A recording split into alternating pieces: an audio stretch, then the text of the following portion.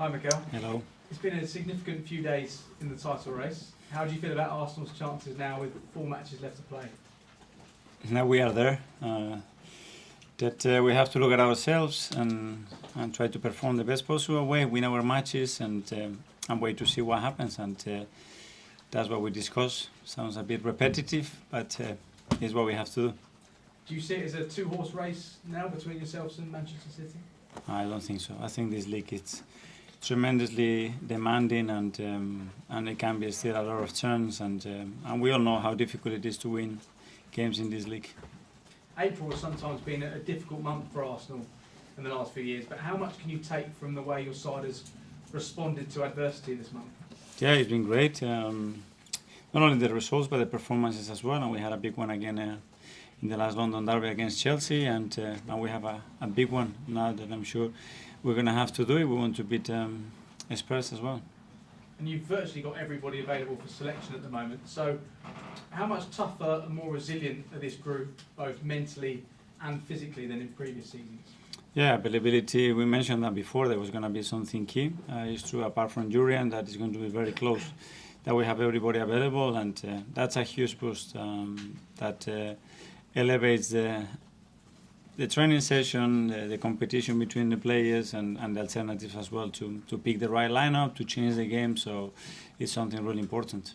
How much excitement does that give you, the growth in this side, both towards the end of this season, but also looking ahead to the next few campaigns?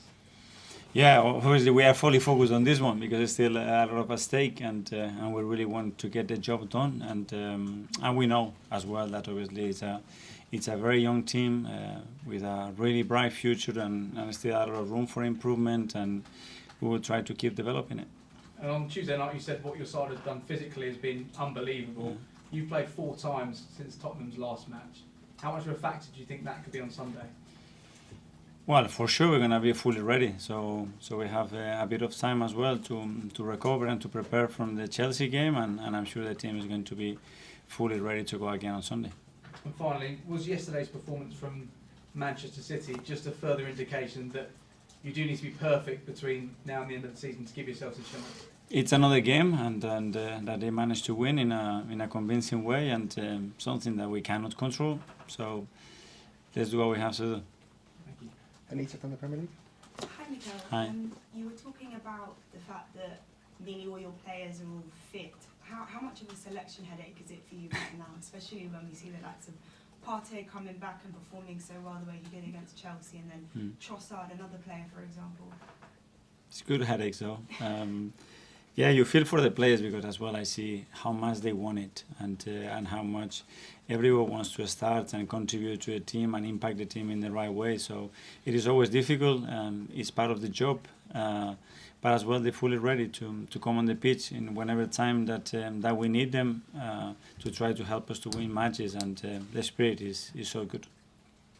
The North London derby, you know how important this game is to fans. How does it compare preparing for this game as a manager compared to when you were a player?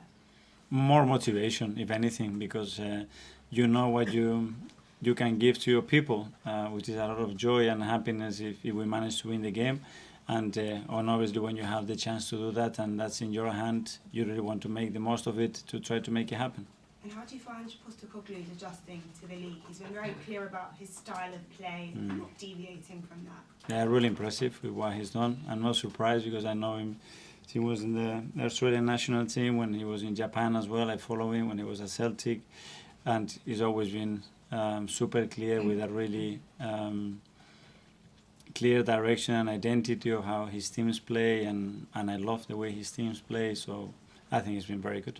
And just finally, going into this game, how are you seeing the players? Again, I mentioned just how important this game is, not just for the fans because of what's online for the North London derby, but for the title as a whole.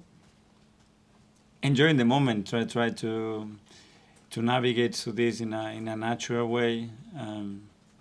They are super competitive at the moment. Everything we do in the training session, they just want to compete, and it's a really good sign because we know what we're going to have to do. We're going to win it, and that's it. And we have to raise the bar every day in training to try to match that. So when we get to games, we are ready. Thank you. Best of luck. Thank you. Ian, talk sport. Hi Mikel, how are you? Thank you. Beginning of the season when you brought in Declan Rice, I think everybody thought that was a really good piece of the puzzle to fit into Arsenal. They were less sure about Kai Havertz, but I think we've all been won over now this season with what he's done for you. Just explain for us how much of that was your decision and how much of that you knew he would come good for you. Yeah, it's never my decision, it's our decision. We made the decision super aligned with the club vision, and then obviously in the sporting side, Edu and myself, we make all the recommendations. There is a lot of people very important, and then you need the ownership as well to back you and then make things happen. But we're very convinced that there were characters first, there were players with the right qualities to fit in our model, in our club, and sometimes it takes a bit of time. It's inevitable, sometimes you're going to make mistakes. I try to minimize them and try to at least generate the environment and everything that the players need to fulfill their potential. You mentioned the owners backing you, believing in your process. You've got a young squad here, you've built this young squad, no one handed it to you, you've gone out and built it. It's a squad that challenged last year, it's challenging this year, we'll see whether you win it this year. It's a squad that's been a challenge for a while to come, isn't it? I hope so, but that's something that you have to show every season, every game, and in this league that's extremely difficult to do it 2 years in a row. We're not satisfied with that, we want to win it, and we're going to make everything that we can to win it, and if we do win it, we will try again to win it, and if we don't, for sure we'll try again. And if you don't win it, it's still progress, right, this season? I'm not thinking about that at the moment, I'm just thinking how we're going to win it. And finally, how do you view the Supercomputer, which has you at 26.6% to win it? I don't know what to say. Hopefully we can tweak that computer and make it a bit higher. Maybe he needs to upload the software. Maybe we need to help him to upload the software or give him more tools. Hopefully we can change that. Good luck. Athletic.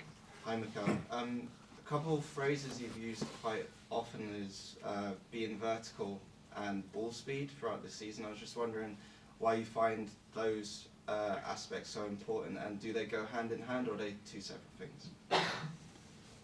Well, it depends on the moments of the phase of play, certainly, and the behavior of the opponent is all about that. It's all about what the opponent is trying to do, how can you hurt them, where the spaces are, and identify those moments to punish the opponents. But every game is different. Obviously, there are a lot of concepts and ideas around any way of playing, and for us these two are important, but there are many others obviously. When we saw them both against Chelsea, can you get a sense of, okay, I'm going to see that today from the players, or are you like us, you just kind of find out when everyone else finds out? Well, there are certain games that you imagine the type of game you're going to play and try to explain to the players, this is what I think is going to happen, this I think why this is going to happen, this is how we can provoke this happening as well, and then it's about trying to make it happen and then use it. Mark, PA. Hi, Mikel. Hi. 2 years ago, similar time of the season, excuse me, losing my voice, you went to Spurs, chasing top four, and lost 3-0. I just wondered, for you personally, was that one of the hardest nights of your managerial career so far, and what did you learn about you and your team that night? My memory is failing. I was more focused on the one of last year, much more positive. Do you think that game 2 years ago, you have a different core of players now? Do you trust this team almost more than you did back then to be able to deliver in the big moments? We've already seen it this season, I suppose, haven't we? I have always trusted my players, and then from there you can perform. I can get right or wrong decision as well to help the team to win or not win in the best possible way. It was a very particular match for many situations, that one as well. But certainly, of course, we learn. We try to evolve from there. We try to get a squad that is better equipped.